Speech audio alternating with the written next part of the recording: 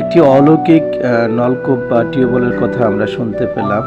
ঘটনাটি ঘটেছে কুমিল্লা জেলার বুড়িচং উপজেলার ভবেরমুড়া নামের একটি সীমান্তবর্তী গ্রামে।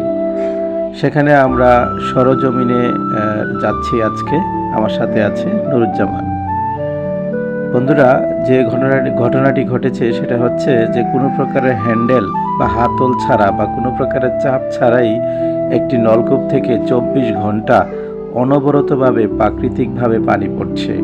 আজকে সেই ঘটনাটি আমরা সরজমিনে দেখতে গিয়েছি। সেখানে আপনারা দেখতে পাচ্ছেন ক্যামেরার স্ক্রিনে কোনো প্রকারের হাতল ছাড়াই এই টিউবওয়েল থেকে অনবরত পানি পড়ছে।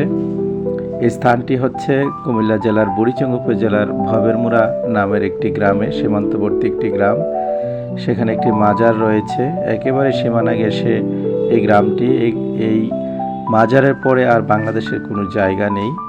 হ্যাঁ, এই মাজারের পানির সংকটের কারণে এই টিউবওয়েলটি তখন স্থাপন করা হয়, আজ থেকে প্রায় 2 যুগ আগে।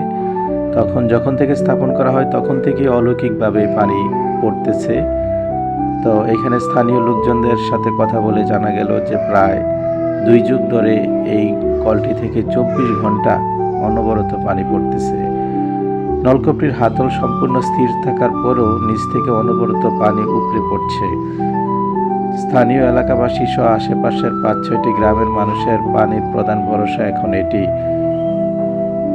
দর্শনার্থীরা এই ঘটনা শোনার পর থেকে এখানে প্রায় দর্শনার্থীরা আসছেন এবং এখানে পানি ব্যবহার করছেন, উজু করছেন। সাথে একটি মাজার আছে। এই মাজারে এসে কবর জিয়ারত করছেন, মাজার জিয়ারত করছেন এবং নামাজও পড়ছেন অনেকেই। এই যে আমরা মাজারটি দেখতে পাচ্ছি ভিতরের অংশ। দর্শনার্থীরা ও ভক্তরা এ পানি পান করে, উজু করে এবং বিশ্বাসের টানে বোতলে ভরে বাড়িতে নিয়ে যায়। এ হলো মাজারের বাইরের দৃশ্য। এই যে এখানে আমরা দেখতে পাচ্ছি যে মোটামুটি অনেক স্থানীয় লোকজন জানায় ভবেরমুড়া গ্রামটি একেবারে ভারতের সীমান্তবর্তী হওয়ার কারণে ত্রিপুরার নজরপুর গ্রাম থেকেও অসংখ্য লোকজন এখানে আসে এবং বিশুদ্ধ পানি নিয়ে যায়। আবার অনেকে আসেন গোসল করার জন্য। ত্রিপুরার বিভিন্ন এলাকা থেকে লোকজন এখানে এসে পানি সংগ্রহ করে থাকেন।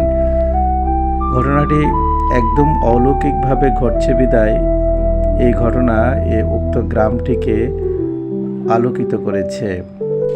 স্থানীয় লোকজন আরও বলেন, মাজারের পাশে এই নলকূপটি হওয়ার কারণে এবং হাতল ছাড়া অনবরত পানি ঝরার কারণে মাজারে আসা লোকজন এবং মাজারে আসা ভক্তরা এই নলকূপের পানি ঝরার বিষয়টি অলৌকিকভাবে নিয়েছেন।